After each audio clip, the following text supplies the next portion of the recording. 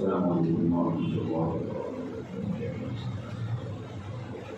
الحمد للہ وکفیٰ وسلام علی عبادہ الذین اصطفیٰ، اما بعد، اعوذ باللہ من الشیطان الرجیم، بسم اللہ الرحمن الرحیم۔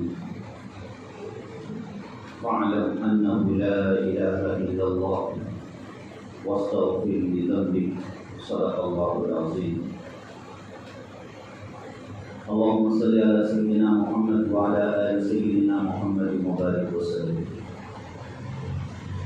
ہم سب توحید کے ماننے والے ہیں، دین کی بنیاد عقیدہ توحید پر قائم ہے۔ توحید کا مطلب اللہ کو ایک جاننا، ایک ماننا، اور اس توحید کا اقرار ہم کلمہ طیبہ سے کرتے ہیں، لا الہ الا اللہ، نہیں ہے کوئی معبود سوائے اللہ کے۔ اس کلمہ طیبہ کے ذریعے سے ہم عقیدہ توحید کا اظہار کرتے ہیں، اور یہ کلمہ طیبہ کوئی چھوٹا موٹا کلمہ نہیں ہے، بلکہ اس کا بہت بڑا اونچا مقام ہے۔ قرآن کریم میں بھی اللہ نے اس کلمے کا تذکرہ کیا ہے۔ اللہ پاک اس کلمہ طیبہ کی مثال دیتے ہوئے فرماتے ہیں، أَلَمْ تَرَ كَيْفَ ضَرَبَ اللَّهُ مَثَلًا كَلِمَةً طَيِّبَةً كَشَجَرَةٍ طَيِّبَةٍ أَصْلُهَا ثَابِتٌ وَفَرْعُهَا فِي السَّمَاءِ تُؤْتِي أُكُلَهَا كُلَّ حِينٍ بِإِذْنِ رَبِّهَا۔ بڑی پاکیزہ مثال اللہ نے دی ہے کہ اے نبی صلی اللہ علیہ وسلم، کیا آپ نہیں دیکھتے کہ کیسے اللہ تعالیٰ مثال دیتے ہیں کلمہ طیبہ کی، کہ اس کلمہ طیبہ کی مثال ایک پاکیزہ درخت کے مانند ہے۔ اس کلمہ طیبہ کی مثال لا الہ الا اللہ، یہ کلمہ طیبہ ہے۔ اس کلمہ طیبہ کی مثال ایک پاکیزہ درخت کی طرح ہے، کشجرۃ طیبہ، کہ اس پاکیزہ درخت کی کیا حیثیت ہے؟ تو قرآن کریم نے اس درخت کی حیثیت یہ بتلائی ہے کہ اصلھا ثابت وفرعھا فی السماء، کہ اس پاکیزہ اور مضبوط درخت کی شان یہ ہے کہ اس کی جڑیں انتہائی زمین میں دھسی ہوئی ہوتی ہیں، بہت مضبوط جڑیں ہوتی ہیں، ٹھیک ہے۔ وفرعھا فی السماء، اور اس کی شاخیں گویا آسمان سے باتیں کرتی ہیں۔ ظاہر ہے کہ جو درخت جتنا تناور ہوگا، جتنا مضبوط ہوگا، وہ اتنا ہی بڑا ہوگا۔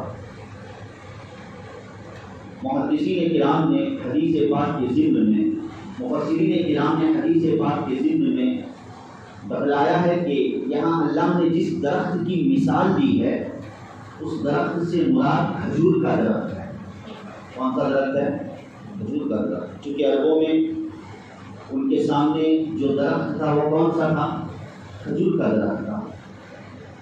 تو مثالوں سے بات زیادہ واضح ہوتی ہے، اس لیے اللہ پاک نے اس درخت کے ذریعے سے کلمہ طیبہ کی مثال دی ہے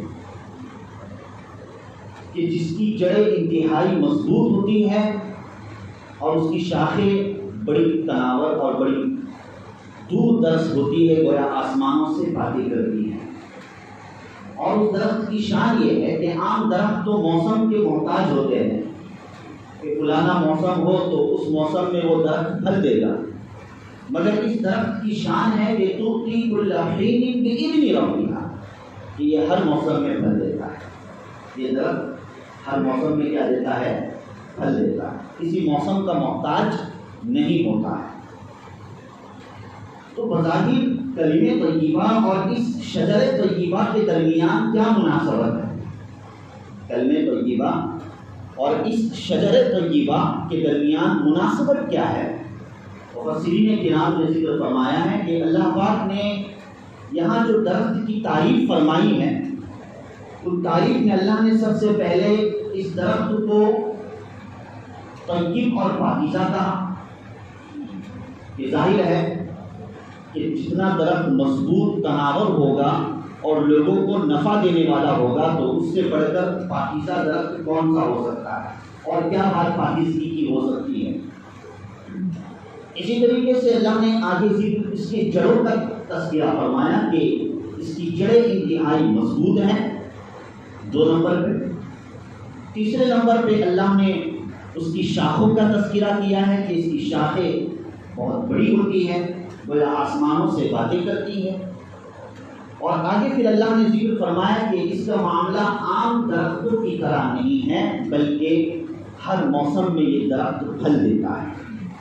یہی معاملہ ایمان والے کا ہے، جو کلمہ پڑھنے والا ہوتا ہے، جس کے دل میں ایمان بس جاتا ہے، جو کلمے سے محبت رکھتا ہے، تو اس کی مثال بھی اسی درخت کی طرح ہے کہ اصلھا ثابت، کہ جب ایمان والا کلمہ پڑھتا ہے تو اس کا مطلب یہ ہوتا ہے کہ ایمان کی جڑیں اس کے دلوں میں پیوست ہو چکی ہیں، وہ کھوکھلا نہیں ہوتا ہے۔ ایمان کی جڑیں اس کے دلوں میں پیوست ہو چکی ہے۔ اب چاہے کلمے کے مخالف کیسی ہی ہوا کیوں نہ آ جائے، کلمے گو کو برباد کرنے کے لیے چاہے کتنا ہی مشن کیوں نہ اٹھایا جائے، کتنا ہی پروپیگنڈا کیوں نہ کیا جائے، اس ایمان والے پر کوئی اثر نہیں ہوگا۔ جیسے مضبوط جڑ والا درخت مخالف ہوا کیسے ہی آئے اس پر کوئی اثر نہیں ہوتا، اسی طریقے سے ایمان والے پر جب ایمان کی مخالف ہوا آتی ہے اور ایمان کو برباد کرنے والی ہوائیں چلتی ہے تو اس پر کوئی اثر نہیں پڑتا ہے۔ کیوں؟ اس لیے کہ اس نے کوئی ایسا ویسا کلمہ نہیں پڑھا ہے، بلکہ اس نے تو کلمہ طیبہ کا اقرار کیا ہے۔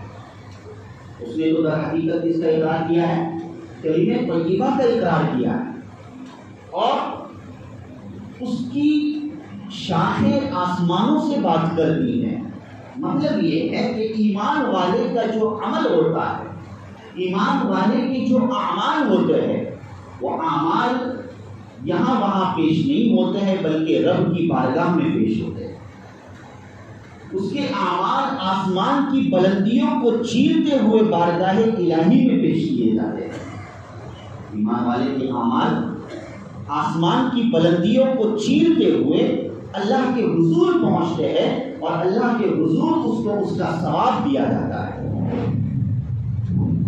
تؤتی اکلھا کل حین باذن ربھا، کہ جیسے وہ پاکیزہ درخت ہر موسم میں پھل دیتا ہے، اسی طریقے سے ایمان والا نہ کسی زمن کا محتاج ہوتا ہے، نہ کسی مکان کا محتاج ہوتا ہے، نہ کسی موسم کا محتاج ہوتا ہے، بلکہ اس کی ذات سر تا پا دوسرے کے لیے نفع پہنچانے والی ہوتی ہے۔ ایمان والے کی ذات سر تا پا نفع پہنچانے والی ہوتی ہے۔ ایمان والا ہوتا ہی اس لیے کہ میری ذات سے دوسروں کو نفع پہنچے۔ اس لیے اللہ کے رسول صلی اللہ علیہ وسلم نے فرمایا کہ تم میں بہتر وہ ہے جو دوسروں کے لیے نفع مند ہو، تم میں بہتر وہ ہے جو دوسروں کے لیے نفع مند ہو۔ تو یہ کلمہ طیبہ کی اللہ پاک نے مثال دی ہے شجر طیبہ کے ذریعے سے، اور پھر آگے اللہ نے کلمہ خبیثہ کا تذکرہ فرمایا جو اس کے بالکل برعکس ہے۔ کلمہ طیبہ لا الہ الا اللہ، نہیں ہے کوئی معبود سوائے اللہ کی، یہ ایمان ہے، یہ عقیدہ، یہاں سے ایمان کی ابتدا ہوتی ہے۔ اور اس کے بالمقابل اللہ کے علاوہ جتنوں کے گن گائے جاتے ہیں، اللہ کے علاوہ جتنوں کی بولیاں بولی جاتی ہے، یہ سب کلمہ خبیثہ ہے۔ اللہ کے علاوہ ہونے کا اگر بول بولا جائے اور کلمات بولے جائے تو یہ سب کے سب کلمہ خبیثہ ہے، اب چاہے وہ کیسے بھی ہو۔ اللہ نے اس کلمہ خبیثہ کی مثال اس طور پر دی ہے، وَمَثَلُ كَلِمَةٍ خَبِيثَةٍ اجْتُثَّتْ مِنْ فَوْقِ الْأَرْضِ کہ کلمہ خبیثہ کی مثال ایسی ہے جیسے کہ شجر خبیثہ، کوئی خاردار جھاڑی ہو، کوئی خاردار درخت ہو کہ جس کی طرف دیکھنا بھی دل گوارا نہیں کرتا۔ ارے جھاڑیوں کی طرف اور خاردار کانٹے دار درختوں کی طرف دیکھنا دل گوارا کرتا ہے، طبیعت خوش ہوتی ہے کانٹے دار درختوں کو دیکھ کر نہیں، ہم اپنی نظروں کو ہی اس سے ہٹا دیتے ہیں کہ اجد السقم فوق الارض، اور اس کے اندر کسی قسم کی پائیداری نہیں ہوتی، کسی قسم کی مضبوطی نہیں ہوتی ہے، اگر اسے کھینچ دیا جائے تو سطح زمین سے بالکل فوری طور پر وہ نکل جاتا ہے۔ ما لہا من قرار، اس کو کوئی طاقت نہیں ہوتی، اس کو کوئی طاقت نہیں ہوتی۔ یہ بڑی بات ہے، کلمہ طیبہ اس میں مضبوطی ہوتی ہے اور کلمہ خبیثہ میں کسی قسم کی مضبوطی نہیں ہوتی ہے۔ اسی مثال کے ضمن میں مولانا خالد سیف اللہ رحمانی مدد العالی نے اپنی تفصیل میں بڑی پیاری بات بیان فرمائی ہے کہ جو کلمہ حق ہے، ایمان والے، ان کے لیے اس آیت میں اللہ نے تسلی کا سامان ذکر کیا ہے۔ اللہ نے اس آیت میں تسلی کا سامان ذکر کیا ہے۔ انہی کے کلمات کو میں ذکر کرتا ہوں کہ جو حق و خیر کی دعوت ہوتی ہے، جو حق اور خیر کی دعوت ہوتی ہے، اگرچہ ابتدائی مرحلے میں اس کے ماننے والے کم ہوتے ہیں۔ نبیوں نے جب کلمہ حق کو بلند کیا تو اس کو ماننے والے کثیر تعداد میں نہیں تھے، بلکہ ماننے والے بہت کم تھے، اور انہیں قوت حاصل ابتدا نہیں ہوتی ہے، لیکن اللہ تعالیٰ انہیں آخر میں چل کر مضبوطی عطا کرتا ہے، پائیداری عطا کرتا ہے۔ اسی لیے داعیان حق کو، جو حق کی دعوت دینے والے ہیں، اگرچہ وقتی بے سر و سامانی اور لوگوں کی بے توجہی کی وجہ سے انہیں بزمودہ ہونے کی ضرورت نہیں ہے، بلکہ انہیں اللہ پر یقین رکھنا چاہیے کہ بالآخر اللہ اس دعوت کو مقبولیت عطا فرما کر ہی رہے۔ سبحان، یہ بڑی بات ہے۔ آپ نظر آ رہا ہے، خاردار جھاڑیاں نظر آ رہی ہے، کلمہ خبیثہ کے بول بولے جا رہے ہیں، کلمہ طیبہ کے بول بولنے والے کم ہیں، کلمہ طیبہ کے بول بولنے والوں کی طاقتیں کم ہیں، افراد کم ہیں، سر و سامانی کم ہیں۔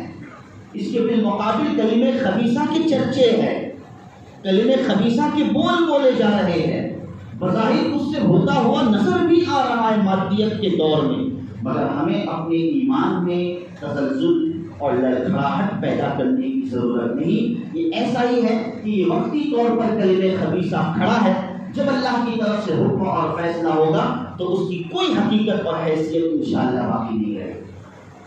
بڑی پیاری بات ذکر فرما۔ تو یہ ہے کلمہ طیبہ کا مقام، اسی لیے اس کلمہ لا الہ الا اللہ کو افضل ایمان قرار دیا گیا ہے۔ بخاری اور مسلم کی روایت ہے کہ ایمان کے 70 سے زائد شعبے ہیں، ان میں سب سے اعلیٰ کیا ہے؟ لا الہ الا اللہ۔ یہ سب سے اعلیٰ ایمان کا سب سے بڑا مقام ہے کلمہ لا الہ الا اللہ۔ یہاں سے ایمان کی در حقیقت ابتدا ہوتی ہے۔ اگرچہ میرا موضوع اس کلمے کی فضیلت کو بتلانا نہیں ہے، جہاں تک اس کلمے کی فضیلت کا مسئلہ ہے تو اس سلسلے میں بے شمار روایتیں موجود ہیں، بڑی پیاری پیاری حدیثیں موجود ہیں۔ اگر ان حدیثوں کا ہم مذاکرہ کریں، کتنی پیاری حدیث اللہ کے رسول صلی اللہ علیہ وسلم نے کلمہ پڑھنے کے تعلق سے اور اس کلمے کے ذکر کے تعلق سے کتنی فضیلتیں ذکر فرمائیں ہیں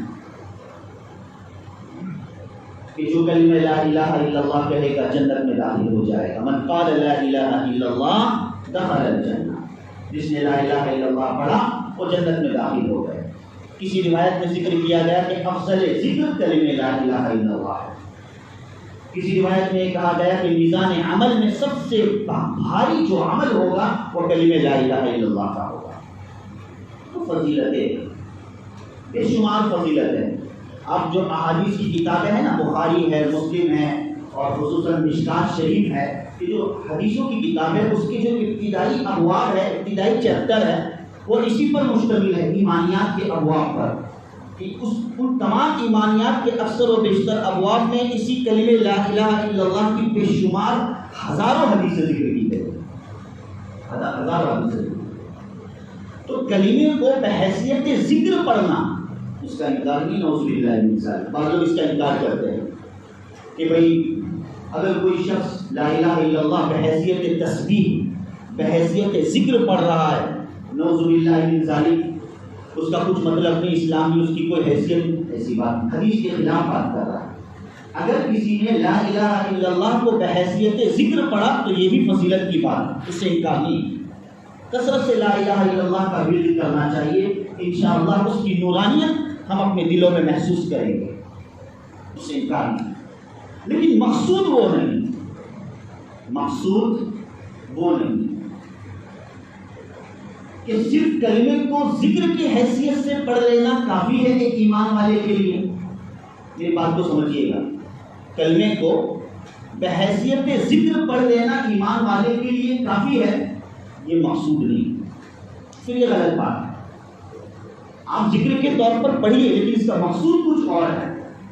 اگر صرف ذکر کے طور پر پڑھ لینا کافی ہوتا تو جس وقت اللہ کے رسول صلی اللہ علیہ وسلم نے کلمے لا الہ الا اللہ کی دعوت کو صفا کی پہاڑی پر چڑھ کے بلند کیا ہے نا، مختلف قبیلے والوں کو بلایا اور کہا کہ لا الہ قولوا لا الہ الا اللہ تفلحون، حدیث کے الفاظ ہے کہ لا الہ الا اللہ پڑھ لو کامیاب ہو جاؤ گے، جس میں ابو لہب بھی کھڑا تھا، ابو جہل بھی کھڑا تھا اور بڑے بڑے سرداران مکہ کھڑے تھے۔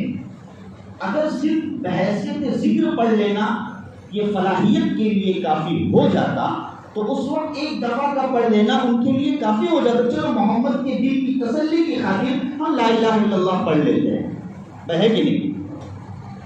محمد صلی اللہ علیہ وسلم کے دل کی تسلی کی خاطر ہم لا الہ الا اللہ پڑھ لیتے، کوئی فرق نہیں پڑتا، جہاں ہزار معبود ہے تو ایک اللہ کو اور مان لیے تو کون سی بڑی بات ہے، نعوذ باللہ من ذالک۔ لیکن چونکہ کفار ہم نہیں سمجھتے، ہم کلمے کے تقاضے کو نہیں جانتے، ہم کلمے کی حقیقت کو نہیں پہچانتے، ہمارے مقابلے میں کفار، یعنی اللہ کے رسول صلی اللہ علیہ وسلم کے زمن کی میں بات کر رہا ہوں کہ اس وقت کے کفار کلمے کے تقاضوں کو سمجھتے تھے، کلمے کی حقیقت کو جانتے تھے، اس وجہ سے انہوں نے کلمے کے پڑھنے سے انکار کیا۔ کلمے کے پڑھنے سے کیا کیا؟ انکار کیا۔ یہ سب سے پہلے جس نے آواز بلند کی بدبخت ابو لہب نے، کیا تو نے اسی لیے ہم کو یہاں پر جمع کیا، تیرا ناس ہو، تیرا یہ ہو، نعوذ باللہ من ذالک، اللہ پاک نے توبہ کی سورۃ نازل فرما۔ تو بہرحال وہ کلمے کے تقاضے کو جانتے تھے کہ صرف لا الہ الا اللہ کہہ دینا بحیثیت ذکر کافی نہیں ہے، بلکہ لا الہ الا اللہ کے پیچھے ایک بہت بڑا میسج ہے، لا الہ الا اللہ کے پیچھے ایک بہت بڑا پیغام ہے جو ایک ایمان والے کو سمجھنا ضروری ہے، اس لیے کہ اس کے عقیدے توحید کی بنیاد ہی اسی لا الہ الا اللہ پر ہے۔ اگر صرف ہم تسبیح کے ذریعے سے 100 دفعہ لا الہ الا اللہ پڑھ لیا اور ہم یہ سمجھ گئے کہ بھئی میں کامیاب ہو گیا اور میرا عقیدے توحید مکمل ہو گیا تو وہ ناقص العقل ہے، معاف کیجیے گا۔ ذکر کا میں نے انکار نہیں کیا، پہلے ہی کہہ دیا کہ ذکر کرنا ہے، لیکن یہ سمجھنا کہ اس ذکر کرنے کی وجہ سے عقیدے توحید مکمل ہو گئی، تسبیح ہاتھ میں لینے کی وجہ سے توحید کا باب مکمل ہو گیا، تو یہ غلط بات ہے۔ جس عقیدے توحید کی بنیاد لا الہ الا اللہ پر ہے، اسی لا الہ الا اللہ کو اگر ہم نے نہیں سمجھا تو کیا ہم نے کلمے کو سمجھا؟ کچھ نہیں سمجھا۔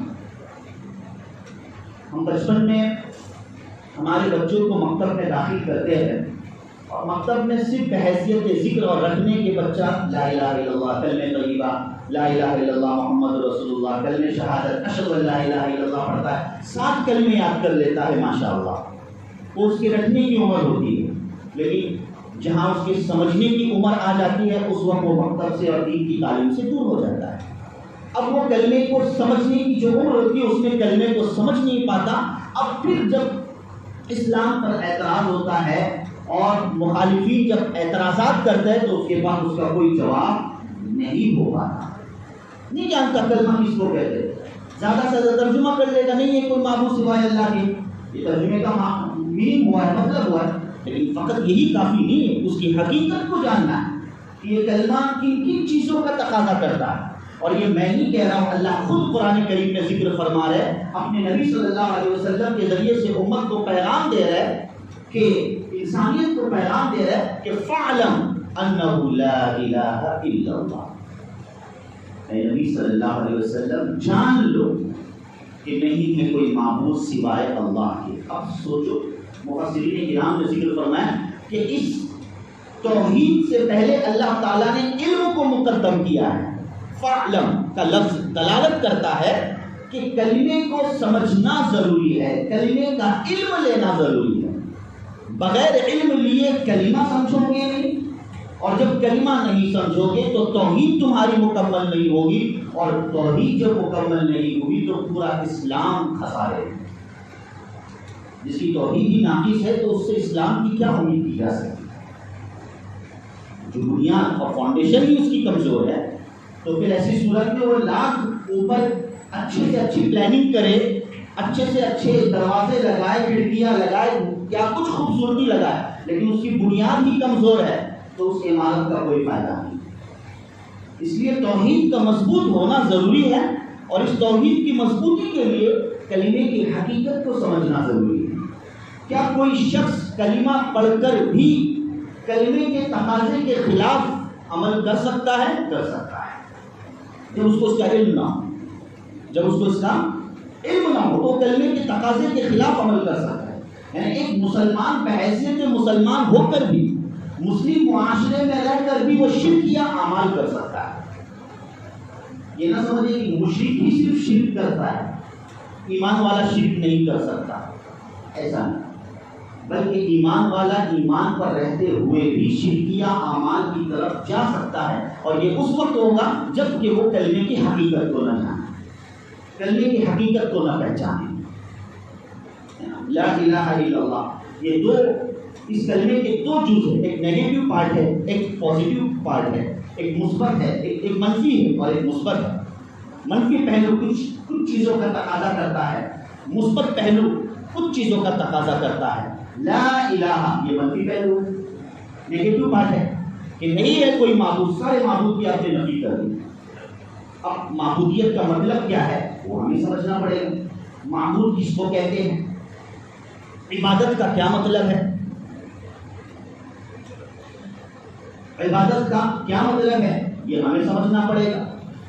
کیا صرف 5 وقتہ نماز پڑھنا، روزہ، حج، زکات ادا کرنے کا ہی نام عبادت ہے؟ تو یہ تو مخصوص ٹائم میں کیے جاتے ہیں، پھر اس کے علاوہ کا کیا مطلب ہے؟ اس کے علاوہ کے اعمال کا کیا مطلب ہے؟ ساری چیزیں جاننا لازم اور ضروری ہے۔ انشاءاللہ کسی موقع پر کلمے کی حقیقت اور اس کے مقتضا اور اس کے تقاضوں کو ہم انشاءاللہ سنیں گے اور سمجھنے کی کوشش کریں گے۔ ضروری ہے کہ ہم کلمے کی حقیقت کو جاننے والے بنیں، صرف اسے بحیثیت ذکر تک محدود نہ رکھے، بلکہ پورے دین کا مدار عقیدہ توحید پر قائم ہے، اور اللہ نے اسی کے لیے پیاری صورت نازل فرمائی، قل هو اللہ احد اللہ الصمد لم یلد ولم یولد، کہ کہہ دو کہ وہ اللہ ایک ہے، اللہ بے نیاز ہے، نہ کسی کا باپ، نہ کسی کا بیٹا، اور نہ اس کے برابر کا کوئی ہے۔ تو یہ جب تک اللہ کی بول کیسے بولی جائے اور اللہ کو معبود کیسے مانا جائے، ایسی کون سی چیزیں ہیں جو اللہ کے معبود ماننے میں رکاوٹ پیدا کر سکتی ہے، یہ سب چیزیں ایک ایمان والوں کو سمجھنا لازم اور ضروری ہے۔ اللہ پاک سمجھ کی توفیق نصیب فرمائے، آمین یا رب العالمین۔